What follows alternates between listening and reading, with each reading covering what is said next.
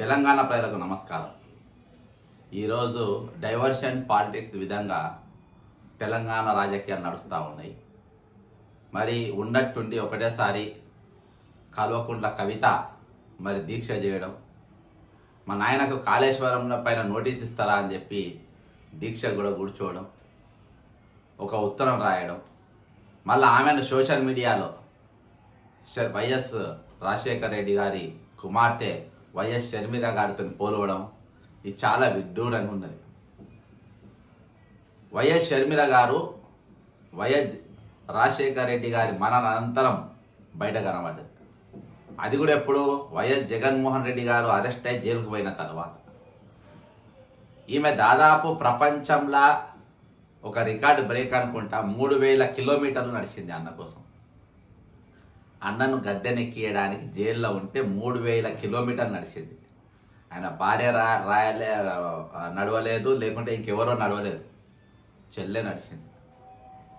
అందరినీ కూడా ఆయన వచ్చే వరకు అంత ఒక గుంపు తయారు చేసింది. కానీ ఆమె ఎక్కడ కూడా ఒక రాజ్యసభ కాలేదు, ఒక ఎమ్మెల్సీ కాలేదు, ఒక పలానా కేసులో ఒక దందాల లేదు, పలానా కేసులో జైలుకు పోలేదు, తిహార్ జైలుకు పోలేదు. ఎక్కడ కూడా ఆమె ఇమేజ్ ఖరాబ్ కాకుండా జాగ్రత్తగా ఆమె ఉన్నది.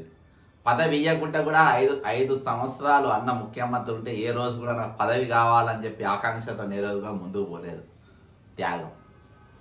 కల్వకుంట్ల కవిత ఈరోజు భారత జాగృతి అని పెట్టింది, అది వరకు తెలంగాణ జాగృతి అని పెట్టింది.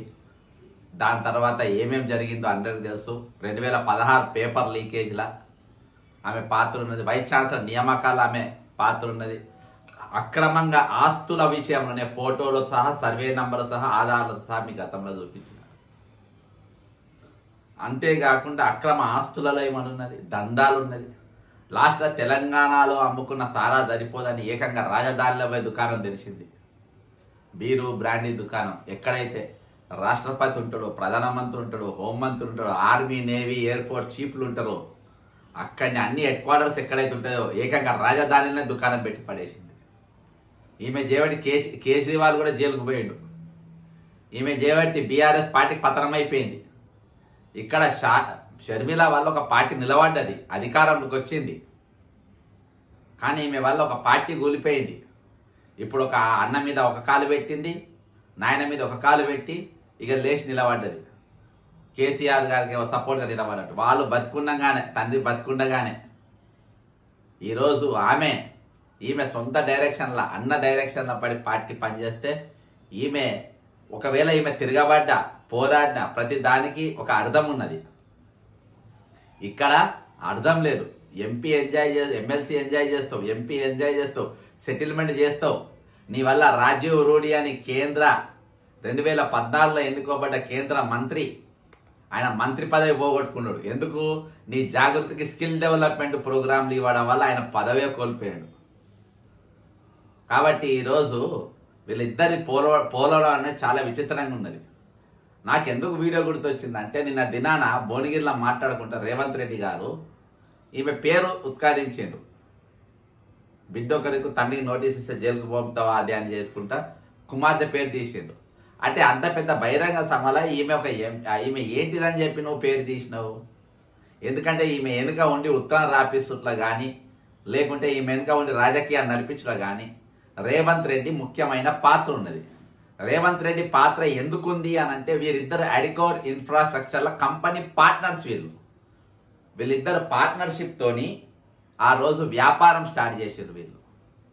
నేను గతంలో ఆ డాక్యుమెంట్స్ అన్ని కూడా మీకు చూసి, అడికోర్ ఇన్ఫ్రాస్ట్రక్చర్ అందులో రేవంత్ రెడ్డి ఉంటాడు, కల్వకుంట్ల కవిత ఉంటుంది, విందుల మందుల అనిత ఉంటుంది, సూదిని సృజన్ ఉంటారు. వీళ్ళిద్దరికి మధ్యలో, కవితకు రేవంత్ రెడ్డికి మధ్యలో అనుసంధానకర్త ఎవరైనా ఉన్నారంటే మిస్టర్ ఈయననే, సూదిని సృజన్.